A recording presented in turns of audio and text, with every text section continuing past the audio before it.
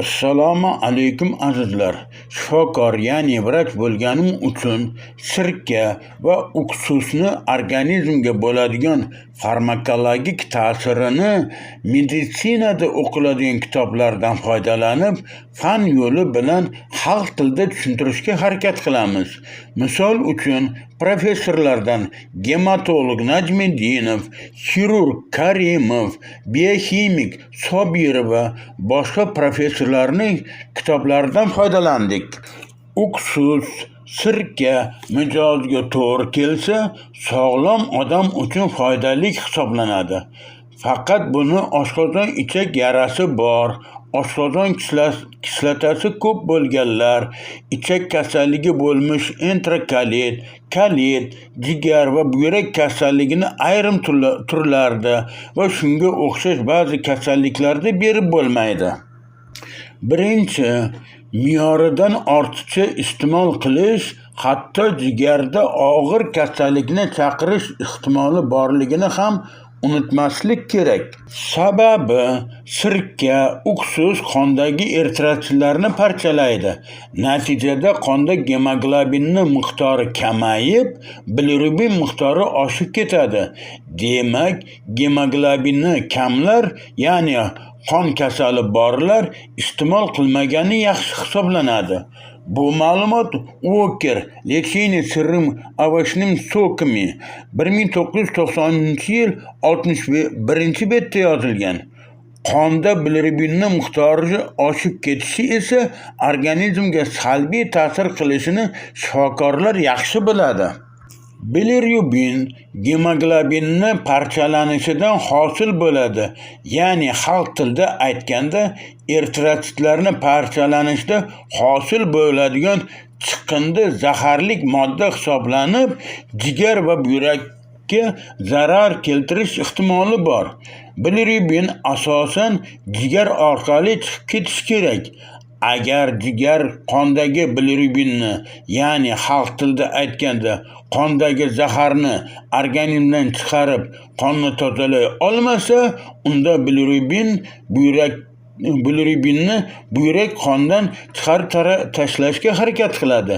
Lekin ko'p hosil bo'lgan bilirubin, ya'ni xalq tilida aytganda zahar, jigar, buyrakka og'irlik qilib, kasal qilib qo'yish ehtimoli bor. Ikkinchi, ortiqcha hosil bo'lgan bilirubin miya hujayralarini zaharlashini ham unutmaslik kerak. Bu ma'lumot Sobir va Bioximiya darslik 2020-yil 233-betda yozilgan. Demak, xalq tilida aytganda, buyrak va jigarni kasal bo'lishiga bilirubin, ya'ni zahar sababchi bo'lar ekan. Uchinchi, sirka, уксус qon va siydikda kislotalik muhitni oshirib yuborsa, siydik yo'lida oksalat, urat toshlarini hosil bo'lish ehtimoli kuchayishi Vorobyeva, Справочник практического врача 1983-yil 185-betda yozilgan. Shuning uchun siydik tosh kasalligida sirka, уксус iste'mol qilmagan yaxshi hisoblanadi.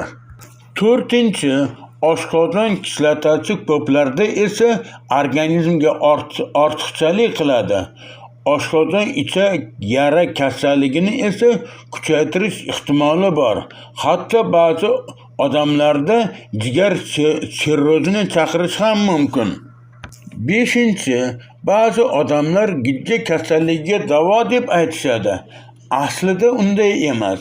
Chunki sirka, уксус kislotalari 12 barmoqlik ichakka tushganda, ichak bu kislotalarni neytrallab qo'yadi.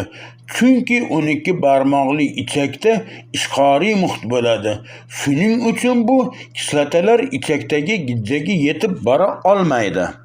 Oltinchi, qariyalarda esa gormon va fermentlarni organizm kam ishlab chiqargani uchun va jigarni filtrlash qobiliyati esa qisman bo'lsa ham pasaygani uchun ehtiyot bo'lib iste'mol qilish kerak. Ayniqsa yosh bolalarga, homilador ayollarga, yoshi kattalarga sirka berishda ehtiyot bo'lgan yaxshi hisoblanadi. Yosh bolalarda jigar ishi hali yaxshi rivojlanmagan bo'ladi.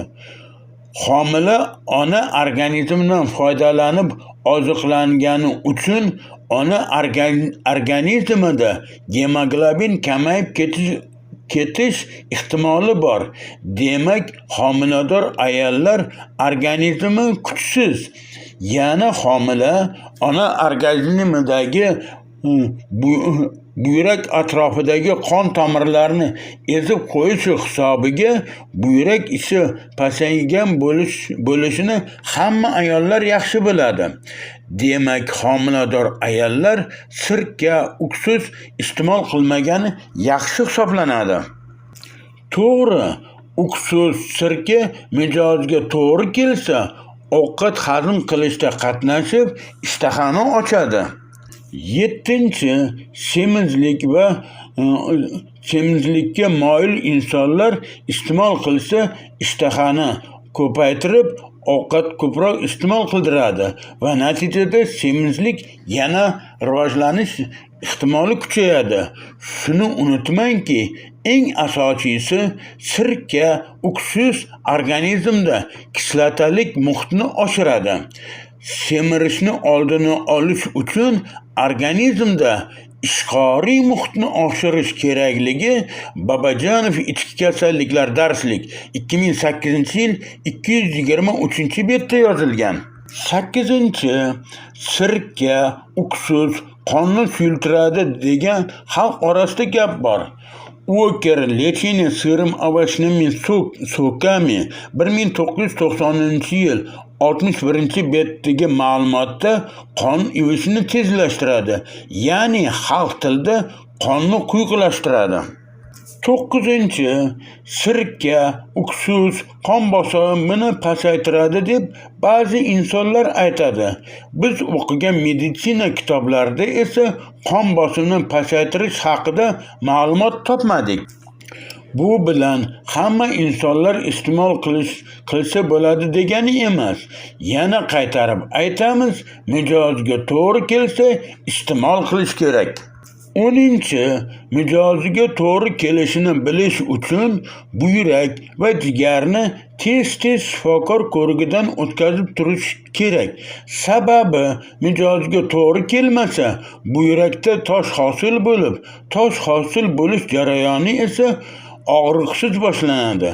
Demak, sirka, uksus iste'mol qilib yuradigan insonlar tez-tez shifokor ko'rigidan o'tib tursa, maqsadga muvofiq bo'lar ekan. 11. Shotlandiyada olma sirkasidan qon tomir varikoz kengayishida foydalanadi. Buning uchun varikoz kengaygan joyga sirka surtib, yana bir choy qoshiq olma sirkasini 1,5-2 stakan suvga solib kun davomida, ya'ni ertalab va kechqurun ichiladi. Bu bilan biz sirka, uksus iste'molidan hech kimni qaytarmaymiz. Mijozga to'g'ri kelsa, iste'mol qilish har kimning ixtiyori hisoblanadi. Yuqorida berilgan ma'lumotlardan har kim o'zi xulosa chiqarib olsin. Fikr va mulohazalaringizni kommentariyada yozib qoldirsangiz, xursand bo'lamiz.